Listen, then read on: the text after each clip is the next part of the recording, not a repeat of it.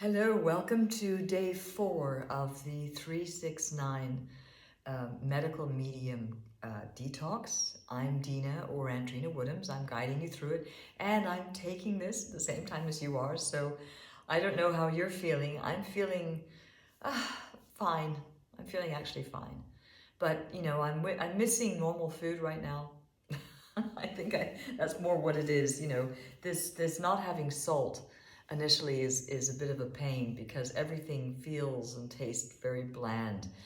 What you will find is that your taste buds will start coming alive, and you will miss not having salt less as it goes on. You'll suddenly start feeling that you can taste your food better, and that's actually is a wonderful thing. Now, on today is the day 4, which is the first of the second cycle of, and this is the part that your body is now, the liver is starting to collect the toxins and the pathogens from all over the body. And that's the process. It becomes a bit more intense because this means that you're not having any more potatoes. And if you were eating any meat products or any fats at all, you've stopped them. It's really, really important to stop them. That means no oil, and that means no cooking with oil. If you're having to cook, use water. What I do is I make broth. You'll see that there's a recipe called the healing broth, and I normally make that and I sip it throughout the entire 9 days, especially because in the spring it's a little bit cool here, and you want to have something warm in your stomach, and tea is just, hot water with lemon or hibiscus is just not enough. So I make a big pot of the healing broth and I sip it like tea. And not only are you absolutely, the body is able to take in all of the nutrients from the healing broth. And it's incredible. It tastes wonderful, even without salt. You don't even need to have salt. It's wonderful. But what I also do is I put it into ice cube trays, and I keep those ice cube trays in the freezer so that I can pull out and I can take cubes of the broth and I cook using that. So that's also a little, a trick that you can use that I do not cook with oil at any time anymore. If I do use oil, I like all food. What I will do, not during the detox, of course, but if I'm having a salad or if I'm eating something, I will cook without the oil, and then I will take a small little dribble and I'll use the oil as a condiment afterward to put on top. And if you're afraid that you're saying, I'm not getting enough protein, I'm not getting enough fat, we all eat too much fats. And it doesn't matter whether you're meat eating or whether you're vegan or whether you're vegetarian, we all eat too much fat. And it's really best if we stick to the foods that heal us, because we have to recognize that our bodies are under siege all the time by our lifestyle. Our adrenals are a mess because our emotions are going up and down all the time. It's happening with social media. It happens when you go onto the news. Even if you think you're fine, there's a lot that's going on underneath the surface in the body which is not, and it messes up the adrenals, the thyroid, the nervous system.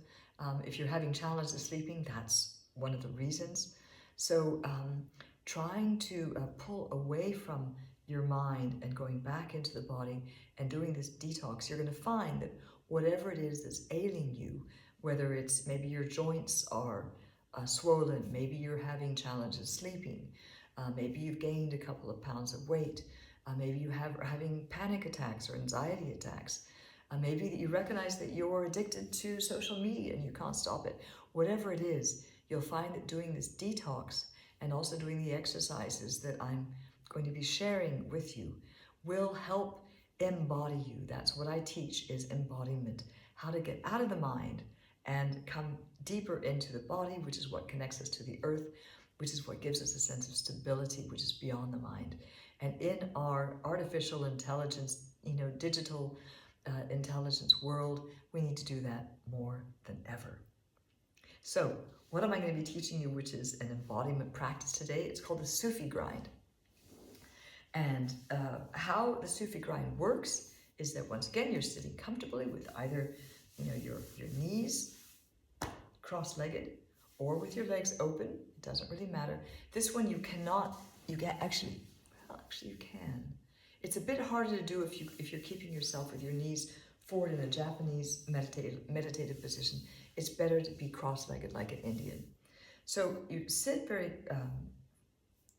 with your spine straight, put your hands on your knees, and what you're going to do is you're going to be grinding your torso, just your torso, leaving your shoulders straight in a very slow movement, 3 times counterclockwise, and then 3 times clockwise. Now, so I'll do it once before we do it together. So a Sufi grind.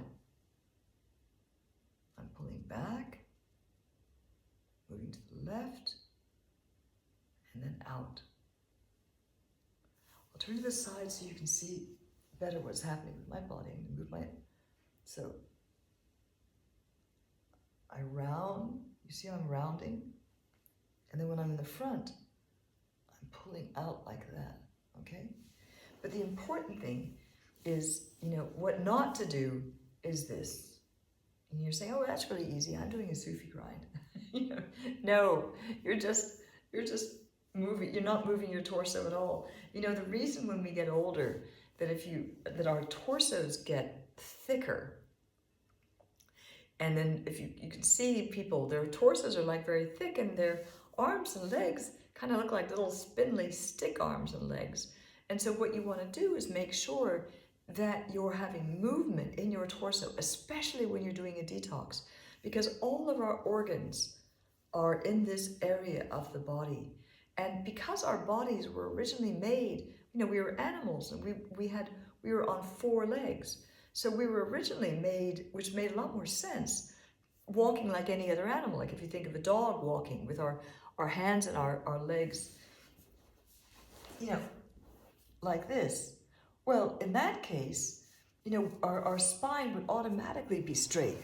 But the fact is that when we as animals moved to be able to walk on our feet, well, it allowed us a lot more flexibility. However, for our body, there's a lot of challenges that it has because, our spines we do shrink when we get older. We start shrinking down. And our organs have nowhere to go. So one of the first things I said when you do a meditation is that you always want to pull up as much as you can in any position so that your head is pulling up and you're not just shrinking down. You're pulled up like this. And so when you're doing the Sufi grind, the first thing you want to do is pull yourself up as if something is holding your head. Your shoulders are relaxed. And then, it might be very, very tricky initially.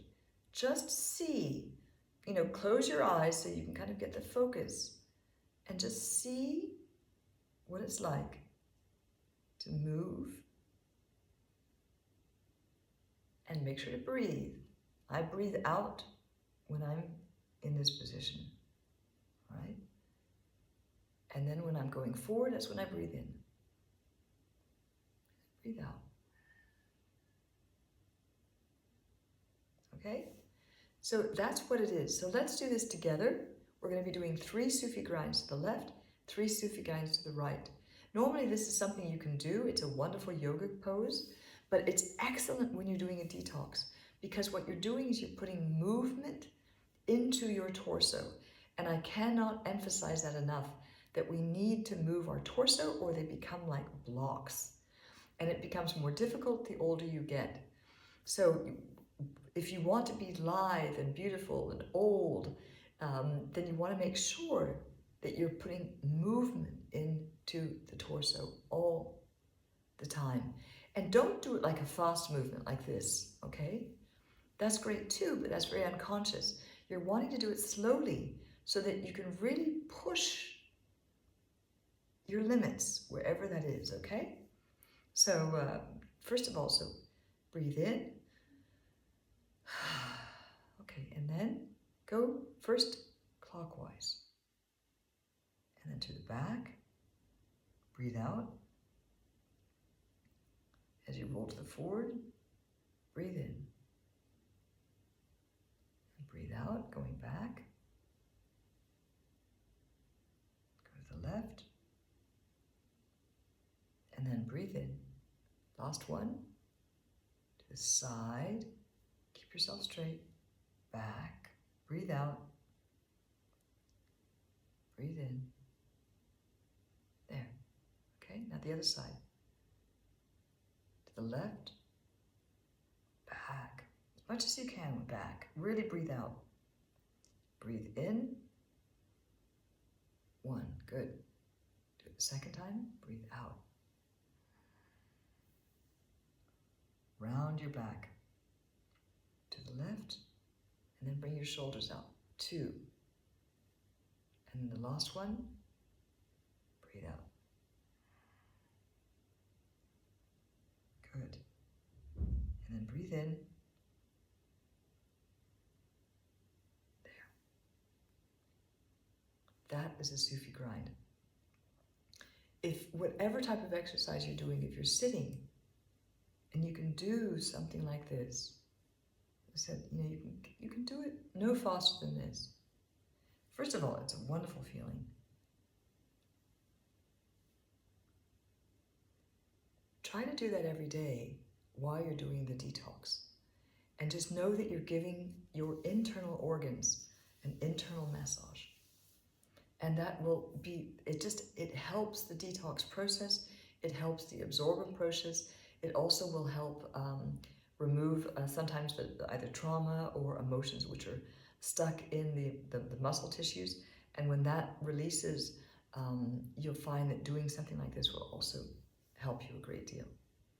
Okay? So I hope you enjoyed the Sufi grind and you incorporate this or anything that I'm teaching you. Find a way to incorporate it into your daily life. You might not be able to do all 9 things. It takes time to change a lifestyle and to add something new. So don't get overwhelmed by it. We all have a list which is too long anyway of the things that we have to do. So just take one thing and try putting that into your life, and then you can move to the next, and it makes it far easier. So I hope you enjoyed this, and we'll see you tomorrow.